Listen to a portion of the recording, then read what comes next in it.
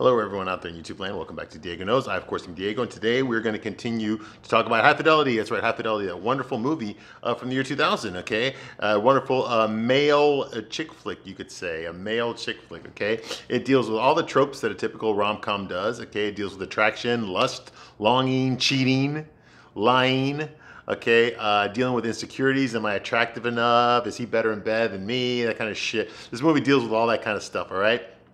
I don't know if it comes up with any answers, but at least it gives you an honest portrayal of what it's like to be a man in the dating world, okay, out there, okay? Now, this movie is based on a book by Nick Hornsby called High Fidelity. The book takes place in London, okay? It's a British novel, but when they got the run, John Cusack got the rights to this movie. He's the producer as well as the star. He decided to have it take place in Chicago, okay? Specifically in my neighborhood of Chicago, Wicker Park, okay? Wicker Park / Bucktown, okay? Any of you natives from Chicago that are watching this, you know exactly where that area is, North Avenue and Damon, right there, okay? I used to live in that area. That was my stomping grounds. That was my that was my hood, you could say.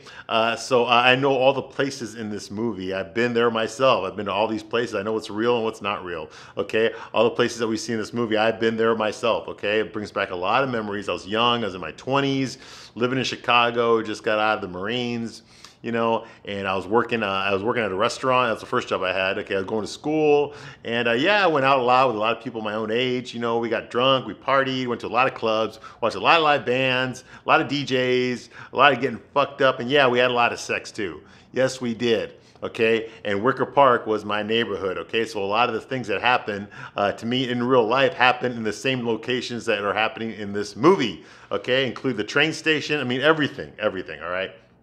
So this movie hits close to home. Also, it's very meta for me because a lot of the stuff that he's dealing with in this movie is the same stuff that I was dealing with at the same time.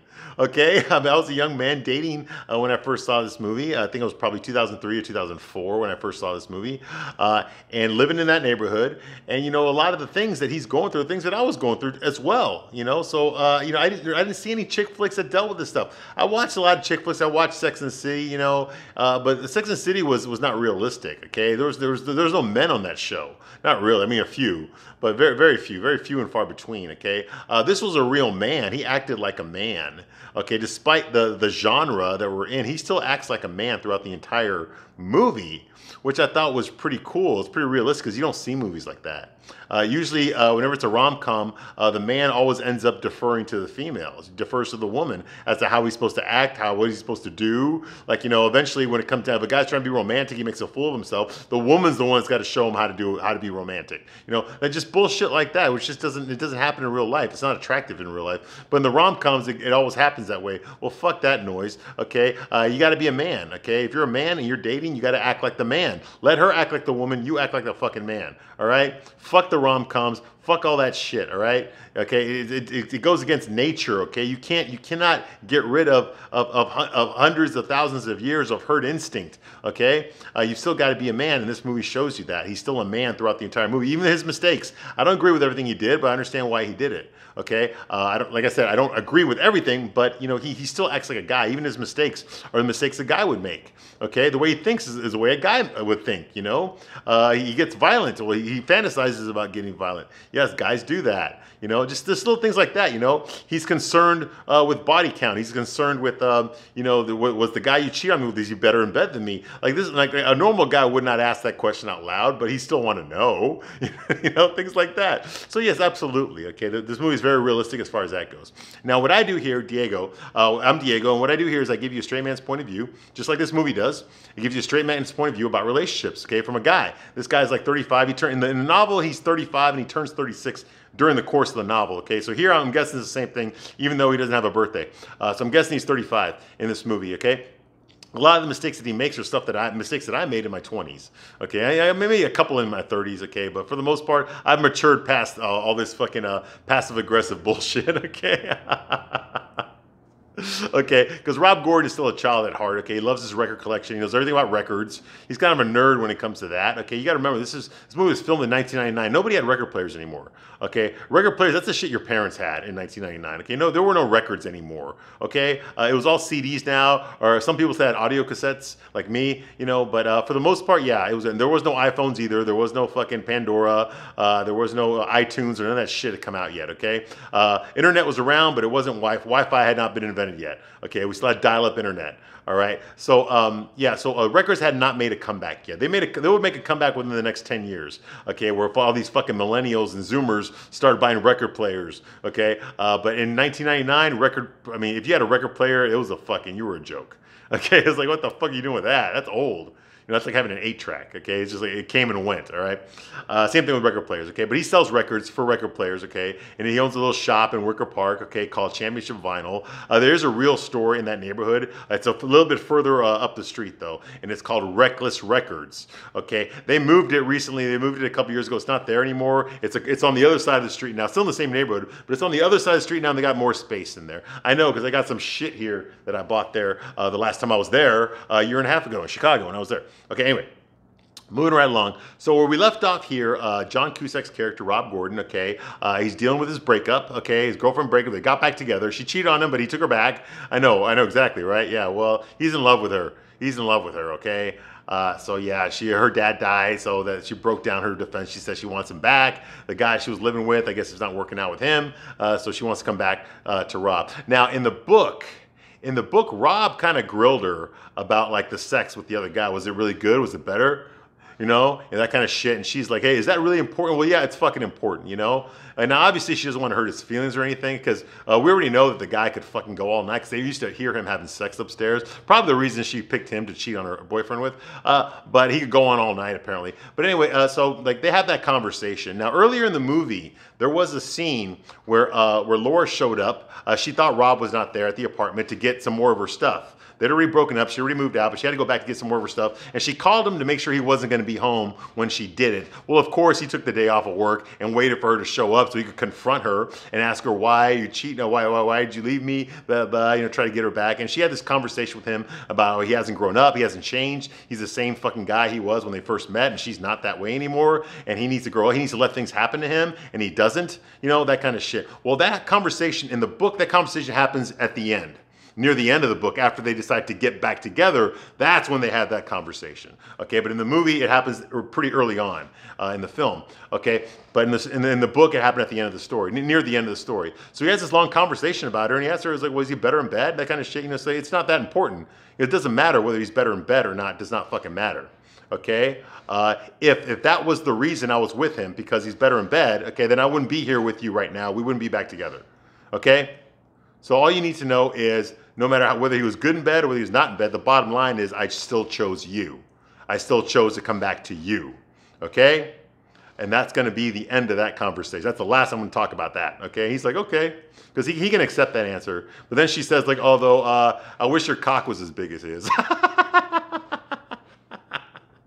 Oh! Well, yeah, you ask questions like that, man. You ask questions like that. You know, what the fuck? What do you expect anyway? So anyway, that was only in the book. That's not in the movie. But yeah, it should have been in the movie. Okay, so anyway. So recently, so like I said, they got back together. She moved all her shit back in. And he decided he was going to help some kids out, some shoplifters that he caught. He decided that he heard some of their music. They're musicians. They're also underage. They're like 17 years old or 16 years old. And he decided he wants to produce their first album, which is a single. It's going to be 3 songs on it. It's a CD. And Laura decided to jump on this and do a record release party without letting Rob know she was going to do it. So they rented out the Double Door, which is a real nightclub in Chicago, okay, that I've been to many times, okay. He used to DJ there, so he's going to DJ again, his triumphant return, and it's going to be a record release party. It's going to sell a lot of these fucking CDs, okay. It's a party in their honor, okay, and also Jack Black's character, because he's in this movie too. This is the first movie that actually made Jack Black famous. I think. I've never heard of him before until this movie. Okay, he plays this guy named Barry who works for Rob in the record store. Okay, he's this annoying little fuck. He's basically playing himself. This annoying fucking little fuck who thinks he knows everything about music, always yelling, always acting like an alpha male, but he's really a pussy. He's just a short little fucking pudgy guy who wants to fucking, you know, be a professional musician. He doesn't play any instruments, but he just joined a garage band and he sings, all right? Well, Rob told him, I do not want you to sing. I will give you all the fucking money we make at the front door if you do not fucking sing at this event. Okay, well, he says, like, well, we're singing because we need the gig. We're a Sonic Death Monkey. That's the name of his band, Sonic Death Monkey. Okay, so that's going on here. He's going to this fucking thing.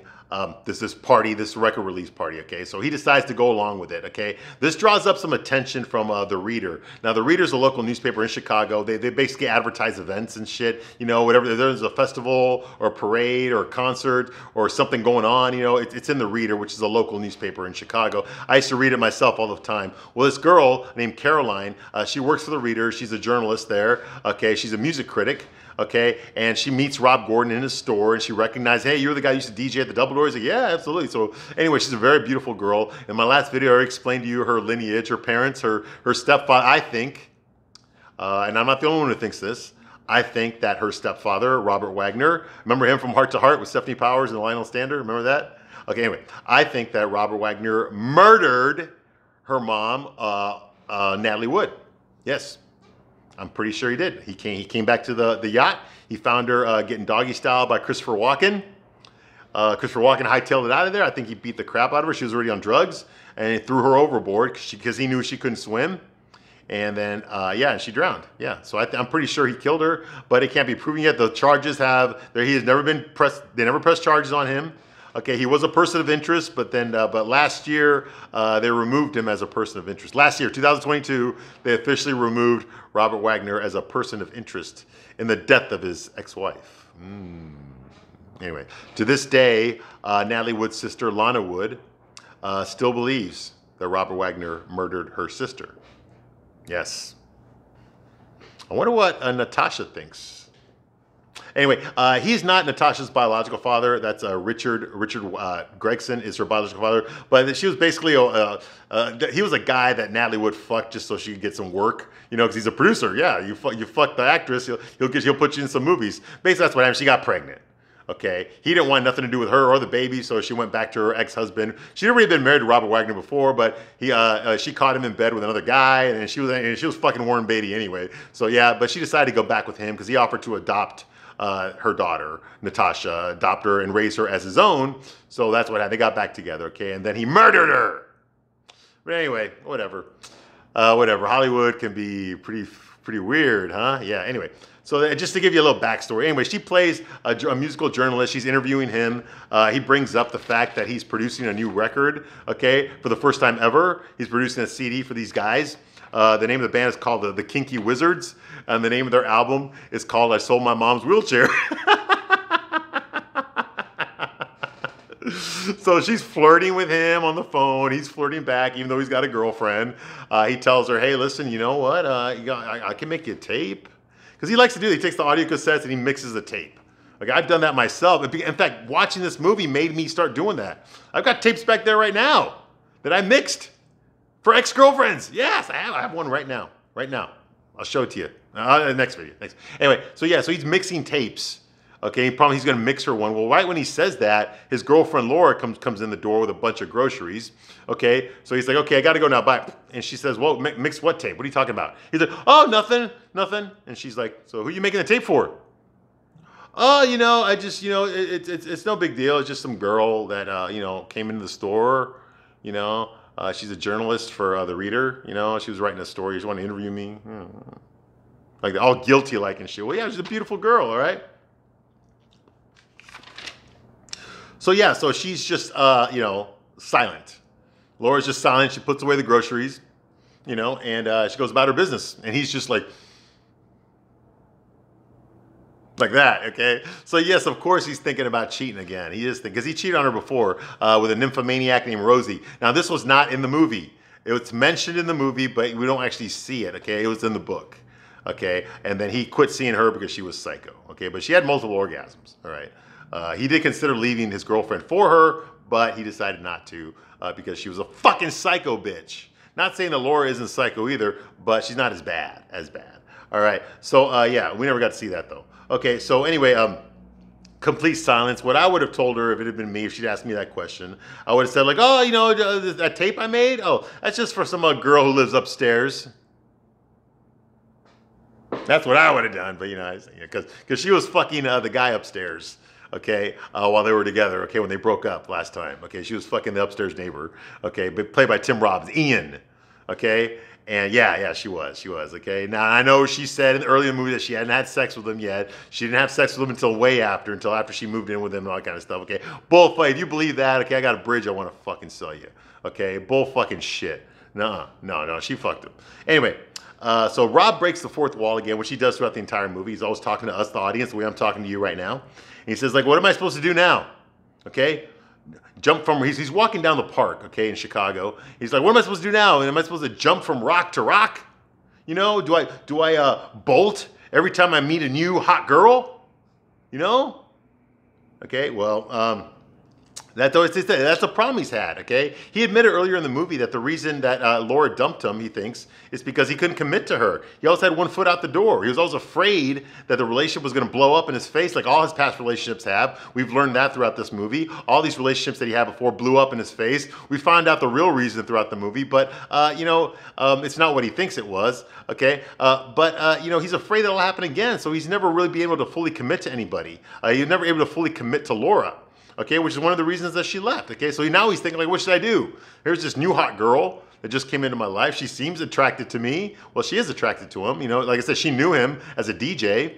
Okay, and she's hot and she looks interested in me, and like, you know, I'm making her a tape, which is my standard MO. Whenever I meet a new girl, I make them a tape. You know, that kind of thing. So he's like, what do I do? Do I jump from rock to rock, or do I grow up? You know, or do I bolt every time I meet a new girl? I said, well, what you need to do, Rob, is you need to put the pros and cons. You barely know, yeah, this girl's hot and she's interested in you and but you barely know her. You don't know anything about her that much, really. I mean, he read her column, so he kind of already knew who she was, okay? But he's never dated her. He's already got a girlfriend that he went through a lot of shit with, all right, that came back to him. Now, why he took her back, I guess because he loved her. I would not have taken her back. I would have made her think that I took her back, but I would not have because she cheated on him, okay? And once you do that, fuck you, okay? All bets are off. I can do whatever the fuck I want now, all right? So, I can lie to you now, okay? See what I mean? But that's me. Rob's not me. Okay, so this girl, you know, she's pretty and everything, but he doesn't really know her. So does he want to risk trying to get to know her that way and lose his current relationship? Or does he commit to his current relationship? He's not used to committing because he's so afraid any girl he commits to is going to fucking broke his heart. Even his current girlfriend, Laura, broke his heart in the very beginning of this movie. You know, so it's like, you know, she is capable of doing it. She's already done it. This girl's fresh. She's new. She likes him. You know? What the fuck? It's kind of, you got to weigh the pros and cons. That's what I would do. If I'm currently, first of all, I would not have gotten back with the girl that cheated on me. But let's say for shits and giggles that I did, okay, and here's this new hot girl, I would probably pursue something with her, okay, slowly, but I wouldn't have Laura living with me, okay? I wouldn't be fooling around if my girlfriend lived with me, okay? That's kind of stupid. Talk about getting caught.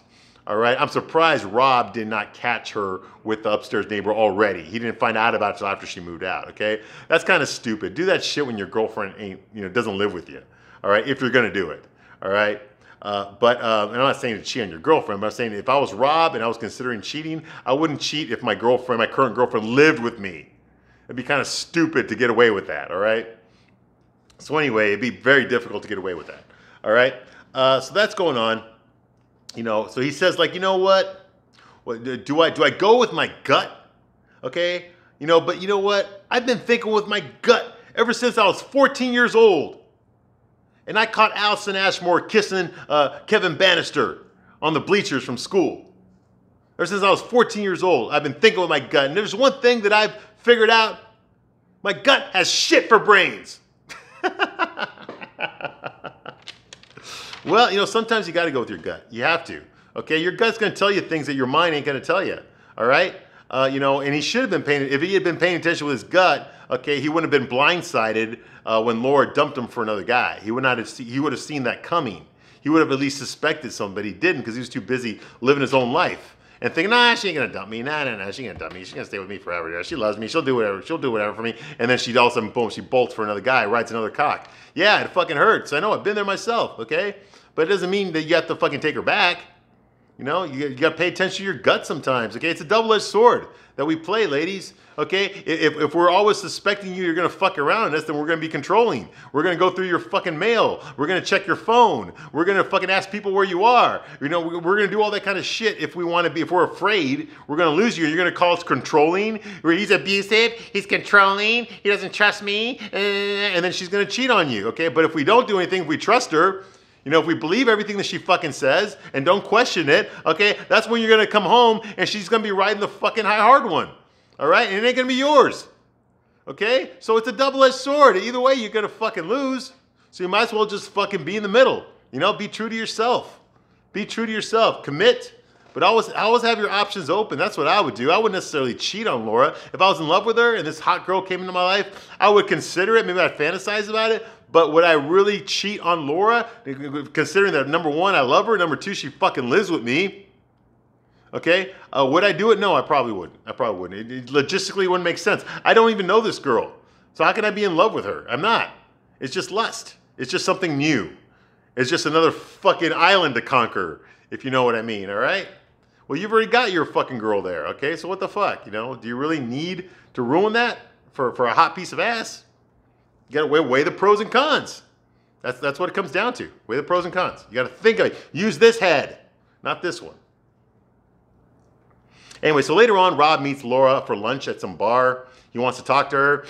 Now, she shows up in her work clothes. Obviously, it's her lunch break from her law firm. Okay, but he's just dressed casual, drinking beer. He says, I want to talk about whether or not you want to get married to me. That's what he tells her, okay? Now, she starts laughing like, you know, he's like, okay, well, to me, that tells me that she's not committed to him, okay? He basically just said, will you marry me? And she just laughed in his face, okay? Which means, to me, it means that, okay, so she decided to get back together with him, but she hasn't really gotten back together with him, okay? She's still expecting him to jump through a lot of hoops for her, okay? Which is fucking stupid, okay? She did it in the book, too, okay? After they got back together and after they moved in, the first thing she started doing was criticizing him. And telling him, oh, you're not this and you're not that, you know, and I don't really see myself being with you long term. Like, I want to have, you know, you're 36 years old and you don't have any kids. Well, I want to have kids someday. And you clearly don't. So I don't know if I'll ever have kids with you. Well, then why the fuck did you get back together with him then? What the fuck? You know, it's just stupid shit like that, you know. But I'm committed. She's committed but not committed. You know, that kind of thing. It's dumb. She's doing the same shit he was doing to her. Okay? But anyway, somehow they make it work in the book. I don't know. Anyway, so, yeah. So he tells her, you know, I want to marry you, and she laughs it off, like, oh my God. You know, he's like, hey, I'm serious. She's like, you know what, Rob, 2 days ago, you were making a tape for that girl, that journalist from The Reader. Okay, now forgive me if I don't think of you, you know, as a safe bet right now, okay, which is true. His eye is still wandering around. He's still looking for something better. That's just because he's used to doing that. He's used to always looking at girls. I mean, I did that too. When I was on a date with a girl, you know, if I see a hot girl, I'll be like, I'll try to look at her from the corner of my eye, but I ain't gonna stare at her when my girlfriend's standing right there. Hey, we're visual creatures. We're attracted to women. That's just it. I'm sorry, ladies, but we are. We can't help it, okay? If we see a girl that's hot, we're gonna look at her. Okay, if you're in our presence, we'll look at her when you try to make it look like we're not looking at her, okay? That kind of thing. But we are attracted. Doesn't mean we're going to go fuck her. Doesn't mean she wants to fuck us anyway. So what the fuck are you worried about? Okay, all it means is that we're attracted to women. Okay, you should be happy that we're attracted to women. We wouldn't fucking be with you if we weren't, all right? So anyway, so that's going on, you know, so she laughs it off, like you said. And he tells her, you know, I mean, I think that Rob sounds very desperate right now. He sounds like, oh, please marry me, please. I don't want to do that. You know, no, don't do that shit. Don't grovel like that. Don't grovel like that. That's very unmanly. Okay, you lose a lot of fucking masculine points when you do shit like that. But that's what Rob seems to me. But he's been there before. I've seen him grovel in this movie. I've seen him cry. I've seen him scream out loud, you know. So yes, he has an emotional core. And when he gets affected, I think what Rob is doing right now is he's scared. And in the book, he was scared of Laura dying. And what he means by that is he's afraid that if he invests so much of himself into somebody and that person just fucking leaves on him, whether they leave him for another guy, whether they die on him, whatever, he's not going to be able to handle that loss. He's scared of going through something like that. So better to not commit yourself 100% to somebody so you never have to go through that, okay? That's what he's talking about here, okay? That's why he acts the way that he does. That's why he looks at other girls. That's why he flirts with other girls. Okay? And when he's got no girl around, he feels sorry for himself. He's a selfish person. Okay? So Rob tells her, he's like, no, seriously, really, because he says, seriously, okay, would you marry me if I was the world's safest bet? Would you marry me? Okay? Because I'm sick about thinking about this kind of stuff all the time. Love, settling down, marriage. I want to think about something else for a change. Which is true. This whole movie, he's been thinking about these things. And Laura says, like, oh, well, never mind. That was the most romantic thing I ever heard. Absolutely, I'll do it. I do. I will. He's like, oh, come on. Obviously she's being sarcastic here. He's like, shut up, please. I'm trying to make a point here. I'm trying to explain something to you. Okay? That other girl from the reader, okay? Other women in general, they're just fantasies, They're just fantasies. Okay? They always seem really great. That's because there's never any real problems in there, Except stupid stuff like, oh, we like the same food, or that kind of shit. There's never any real problems in these fantasy relationships. I come home, and you and we have real problems. Okay, you don't like the shit that I like. There's no sexy lingerie anywhere. She's like, I have lingerie. He's like, yes, you do, and it's beautiful lingerie, okay? But you also have the fucking cheap cotton shit that you've washed like 2,000 times that's just hanging from the fucking shower curtains, okay? I got in the fantasies, you never. We know that stuff is there, but you never get to see that stuff in the fantasies, okay? You never see it. I'm tired of the fantasy. Because it doesn't exist in real life, okay? There's never any real surprises, okay? And the fantasy never, ever delivers. Yeah, well, you just described rom-coms there, Rob. Okay, rom-coms are all fucking fantasies. The problem is when you fucking chicks think that shit's fucking real, it's gonna happen in your real life. This story here, this movie here, can happen in real life, okay? I know, it's happened to me in real life. But y'all watch Sex and the City and think, oh, that can happen to me too. Yeah, I'm just like Samantha. Get the fuck out of here. Samantha's an old fucking hag. Yeah, she's got a great personality, okay? But we don't fuck you for your personality. I'm sorry, man. Straight man's point of view. But we're not talking about Sex and the City today, man. We ain't gonna talk about that shit until it comes back on the air. The fucking end just like crap. But anyway, and I'll get to that when that happens. But anyway, moving right along. So he tells her, he says, yeah, I'm tired of the fantasy. I'm tired of it, okay? I'm tired of everything else for that matter, I'm tired of thinking about relationships. I'm tired about worrying if you're going to leave me or not or hurt me again.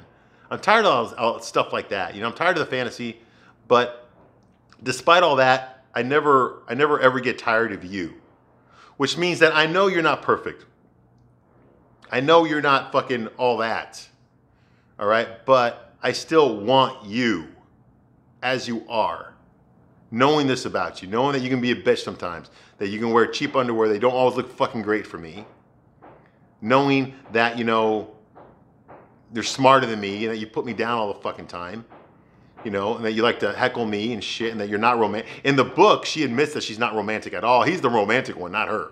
She doesn't even like talking about relationships. That's not her fucking thing, all right? So all these things, like, despite all these things about you, I still love you. And I don't want to lose that. Okay? Because you're not perfect, okay? That means that you're more attainable for me, which is what I want. I don't always want to be worrying about whether or not you're going to leave me, okay? I just want something real, and I think you're real, okay? With all your faults and all your virtues too, you're real, and that's important to me. I don't get tired of that because I know you're a real person, and I know that you really do love me, which is basically, ladies, is basically all we want. That's all we really want, If you're with a guy that wants a lot more than that, then you're with the wrong guy. I'm telling you right now, you're with the wrong guy, okay? Because looks fade, okay? Fortunes come and go. What are you left with? That's the important thing. Are you left with someone who's with you, who's going to be with, who's your ride and die? I know girls like to fucking say that shit when it comes to their girlfriends, but no, your real ride and die is going to be your partner, okay? Whether it's your husband, your wife, your long-term girlfriend, long-term, whatever the fuck it is, all right? You know, that's your ride or die. That's the person that chooses to be with you forever, okay? In the most intimate way, okay? I mean, hopefully you girls are not out there fucking your best friends and shit, okay? So no, that's your real ride and die, okay? That's the one who's committed to you, okay? Because they do that on their own. You can't help your family. And you can pick, your friends can come and go, okay? But your partner, your husband, your wife, you know, that's supposed to be forever until you both die. I think it's somewhere in there in the vows, okay? So yeah, that's your real ride or die, okay?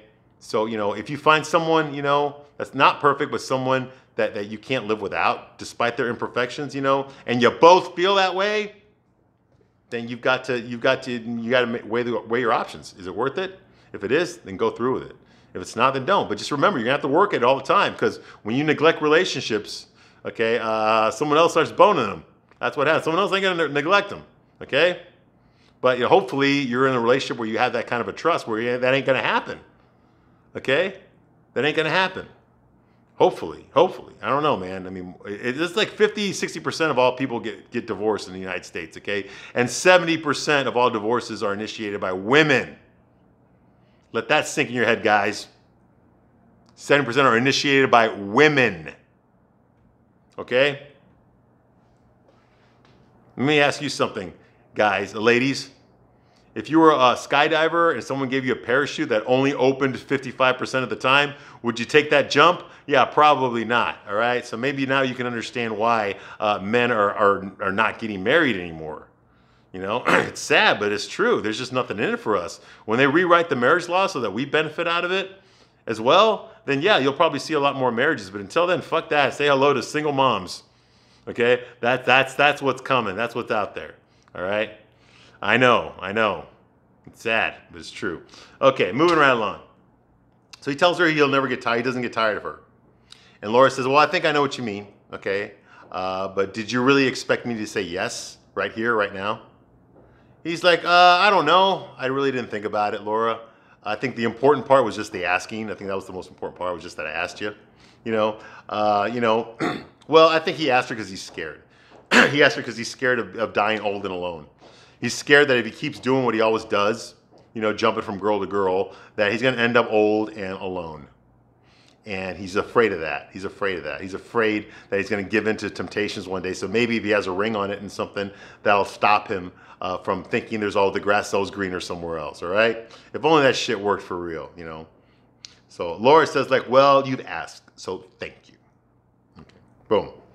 All right, so that ends that conversation, okay? The next scene that we have here is the record release party, okay, for I Stole My Mom's Wheelchair by the Kinky Wizards, okay? Now, it's a pretty cool scene there. They're at the Double Door again. We saw a scene of that club earlier in the movie when he first met Laura. Okay, he's there. He's DJing again. He's got the headphone, you know. He's playing some fucking bullshit music, which is not good. I don't even fucking barely remember it, but apparently everyone's supposed to act like it's fucking kick-ass, and that's why he's releasing their album, you know, whatever. So he's there, okay, there's everyone there from the movie is in there, okay, you've got Dick there, Anna, Sarah Gilbert's character, she's there, Barry, obviously Barry's gonna sing there later on. Liz is there, Joan Cusack, she's there, so is Caroline, that's Natasha Gregson-Wagner. They're all there dancing, jamming. Laura's there, and apparently she brought her fucking Pink Mafia lawyer friends with her. Now, something I did notice about the women there, a lot of these women have these haircuts that I remember from the late 90s. It's like, it's kind of the short blonde hair that goes down to here. Not very long, it just goes down to here, and then it's parted on the side, going over, and they put like something in there to hold it up. You know, and usually, why is it always with the blonde girls that do this shit, okay? But I just remember now, like, oh, fucking every fucking girl had that hairstyle in the late 90s. And there's like fucking 6 or 7 of them in this movie alone with that fucking same hairstyle. I don't know who invented it, I just kind of remember it. And I see it here, okay? So they're having the jamming party here. Everyone's having a good time, and then the stuff's about to go down, all right? Okay, well, I'm gonna stop my review right here, but I'll be back very shortly, and I will continue my review of High Fidelity from 2000. I thank you very much for watching this as long as you have, and I'll see you soon on the next one. Bye.